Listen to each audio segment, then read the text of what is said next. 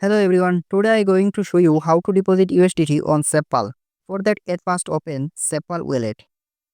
Then you can see this interface. First of all, click on receive option. Here you will need to charge USDT. Then click on USDT BIP20. Then click here to copy this address and exit here and open this exchange where have your fund. Example, I am opening Binance Exchange. Then you can see this interface. First click on Asset option. Then click on Send option.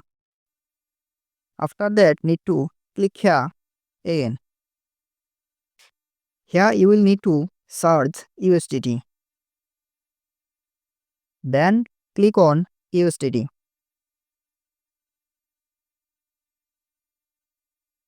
Then click here. After that paste the USDT address here.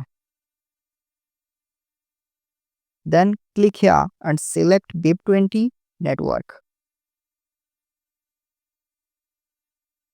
Then enter quantity you want to deposit. After that need to click on withdrawal option and confirm with OTP to successfully transfer. Thank you for watching our video. Subscribe our channel for more informative video.